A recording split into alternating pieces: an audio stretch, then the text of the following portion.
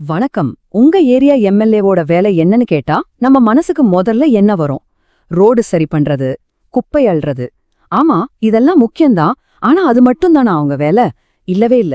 ஒரு எம்எல்ஏவோட உண்மையான பவர் நம்ம அரசியல் அமைப்பு சட்டம் சொல்றபடி இதை விட ரொம்ப ரொம்ப பெரியது. வாங்க, அத பத்தி தான் இன்னைக்கு நாம தெரிஞ்சுக்க போறோம்.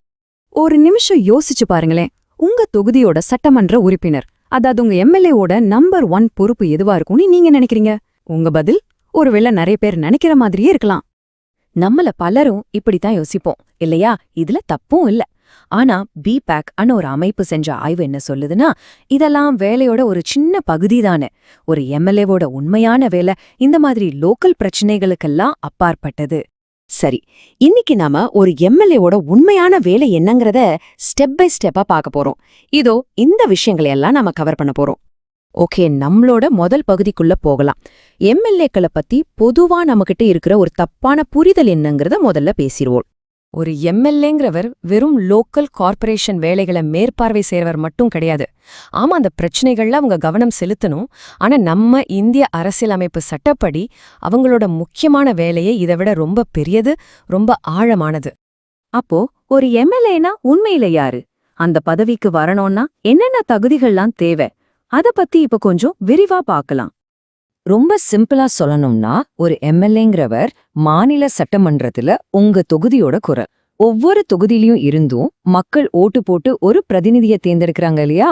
அவர்தான் அந்த தொகுதியோட சட்டமன்ற உறுப்பினர். இந்த நம்பரை பாருங்க, எவ்ளோ பெரிய நம்பர்! அக்டோபர் 2021 கணக்குப்படி இந்தியா முழுக்கவும் சேர்த்த மொத்தம் 4123 எம்எல்ஏக்கள் இருக்காங்க. இது நம்ம நாட்டுல மாநில அளவுல ஜனநாயகம் எவ்வளவு பறந்து விரிஞ்சிருக்குங்கிறத காட்டுது. ஒருத்தர் எம்எல்ஏ ஆகணும்னா சில அடிப்படை தகுதிகள் இருக்கணும். முதல்ல அவங்க இந்திய குடிமகனா இருக்கணும். ரெண்டாவது, அவங்களுக்கு குறைஞ்சது 25 வயசாவது ஆகியிருக்கணும்.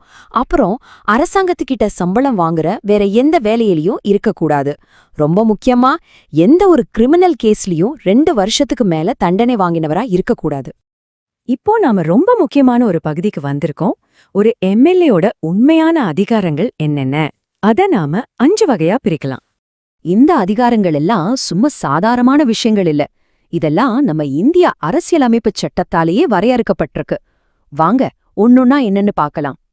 இதுதான் ஒரு எம்எல்ஏவோட முதல் மற்றும் முதன்மையான அதிகாரம், சட்டம் இயற்றுவது. அதாவது உங்க மாநிலத்தோட போலீஸ், சுகாதாரம், விவசாயம், கல்வின்னு பல துறைகள் சம்பந்தமான சட்டங்களை உருவாக்குறதுல உங்க எம்எல்ஏக்கு நேரடி பங்கு இருக்கு. இது ரொம்பவே பவர்ஃபுல்லான ஒரு அதிகாரம். மாநில அரசோட பட்ஜெட்டை முடிவு பண்றது சட்டமன்றம்தான். எம்எல்ஏக்கள் எல்லாரும் சேர்ந்து ஓகே சொன்னா மட்டும்தான் அரசாங்கத்தால ₹1 கூட செலவு பண்ண முடியும். மக்களோட வரி பணத்துக்கு அவங்க தான் பாதுகாவலர்கள். ஆளும் அரசாங்கத்தை கேள்வி கேட்கிற அதிகாரம் எம்எல்ஏக்களுக்கு இருக்கு. சட்டமன்றத்துல எந்த ஒரு அமைச்சர்கிட்டையும் அவங்க துறை சம்பந்தமான கேள்விகளை எழுப்பலாம். தேவைப்பட்டா அரசாங்கத்துக்கு எதிரான நம்பிக்கையில்லா தீர்மானம் கொண்டு வந்து ஆட்சியை மாத்துற அளவுக்கு அவங்களுக்கு சக்தி இருக்கு. எம்எல்ஏக்களோட பங்கு மாநிலத்தோடு முடிஞ்சிடுறதில்ல. இந்திய ஜனாதிபதியை தேர்ந்தெடுக்கிற எலெக்ஷன்ல ஓட்டு போடுற அதிகாரம் அவங்களுக்கு இருக்கு. அது மட்டும் இல்லாம ராஜ்யசபாவுக்கு நம்ம மாநிலத்திலேருந்து யார் போகணும்னு முடிவு பண்றதும் இவங்க தான். இது ரொம்பவே ஆழமான ஒரு அதிகாரம். மத்திய அரசு சில முக்கியமான அரசியல் சட்ட திருத்தங்களை கொண்டு வரும்போது பாதிக்கும் மேற்பட்ட மாநில சட்டமன்றங்கள் அதை ஏத்துக்கணும். அப்படி பார்த்தா நம்ம நாட்டோட அடிப்படை சட்டத்தையே மாத்துறதுல உங்க எம்எல்ஏக்கும் ஒரு பங்கு இருக்கு. நிறைய பேருக்கு எம்எல்ஏனா யாரு, எம்பினா யாருன்னு ஒரு குழப்பம் இருக்கும். வாங்க, அந்த வித்தியாசத்தை இப்போ ரொம்ப தெளிவா சிம்பிளா பாத்திரலாம். இப்போ பாருங்க, இந்த ஒப்பீடு ரொம்ப சிம்பிளா எல்லாத்தையும் விளக்கிடும். எம்எல்ஏனா ஸ்டேட் லெவல், அவங்களோட வேலை பார்க்குற இடம் மாநில சட்டமன்றம். அவங்க ஃபோக்கஸ் பண்றது எல்லாமே மாநில அளவுல இருக்கிற பிரச்சனைகள் தான். ஆனா எம்பி அப்படி இல்ல, அவங்க நேஷனல் லெவல். அவங்களோட வேலை பார்க்குற இடம் பார்லிமெண்ட். நாடு முழுசையும் பாதிக்கிற விஷயங்களை அவங்க கையாளுவாங்க. சிம்பிளா சொல்லணும்னா, ஒருத்தர் ஸ்டேட் டீம் கேப்டன், இன்னொருத்தர் நேஷனல் டீம் பிளேயர் மாதிரி. சரி, அரசியல் அமைப்பு சட்டத்துல இவ்ளோ அதிகாரங்கள் எல்லாம் கொடுத்திருக்காங்க.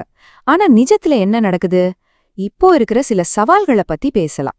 நாம இதுவரைக்கும் பார்த்த அதிகாரங்கள், கடமைகள் எல்லாமே பேப்பர்ல பார்க்க ரொம்ப நல்லா இருக்கு. ஆனா நடைமுறையில நம்ம தேர்ந்தெடுக்கிற பிரதிநிதிகள் இதையெல்லாம் சரியா செய்றாங்களா? இது ஒரு பொதுவான மக்கள் மனநிலைன்னு சொல்லலாம். அதாவது சில நேரங்கள்ல நாம தேர்ந்தெடுத்த பிரதிநிதிகள் அவங்க பொறுப்புகளை சரியா செய்யறதில்ல, ஊழல் பண்றாங்க, பணத்தை வச்சு ஓட்டு வாங்குறாங்கன்னு மக்கள் மத்தியில ஒரு விரக்தி இருக்கு. இது ஒரு மாற்றம் வரணும் அன்னு நம்மள யோசிக்க வைக்குது. இந்த நிலைமை மாறணும்னா அதுல ஒரு குடிமகனா நம்மளோட பங்கு என்ன, நாம என்னெல்லாம் பண்ணலாங்கிறத பத்தி பேசுற கடைசி பகுதி இது. இதோ 4 சிம்பிளான ஆனா ரொம்ப சக்தி வாய்ந்த வழிகள். முதல்ல, ஒரு எம்எல்ஏவோட அந்த 5 அதிகாரத்தையும் நாம தெரிஞ்சுக்கணும். ரெண்டாவதா, சட்டம் இயற்றுவதுல அவங்க என்ன பண்றாங்கன்னு கவனிக்கணும். மூணாவதா, சட்டமன்றத்துக்கு சரியா போறாங்களா, விவாதங்கள்ல பங்கெடுக்கறாங்களான்னு ட்ராக் பண்ணணும். கடைசியா, அவங்க கொடுத்த வாக்குறுதிகளுக்கும் அவங்க செய்யற வேலைகளுக்கும் அவங்கள பொறுப்பேற்க வைக்கணும். இப்போ உங்களுக்கு நல்லாவே புரிஞ்சிருக்கும்னு நினைக்கிறேன். ஒரு எம்எல்ஏவோட வேலை வெறும் ரோடு, தண்ணி பிரச்சனைய சரி பண்றது மட்டும் இல்ல. உங்க மாநிலத்தோட சட்டங்கள், அதோட பட்ஜெட், ஏன் அதோட எதிர்காலத்தையே தீர்மானிக்கிற சக்தி இவங்க கிட்ட இருக்கு. இவ்ளோ பெரிய அதிகாரத்தை வச்சிருக்கிற அவங்கள நாம எப்படி கேள்வி கேட்க போறோம், எப்படி அவங்கள பொறுப்பேற்க செய்ய போறோம், யோசிச்சு பாருங்க.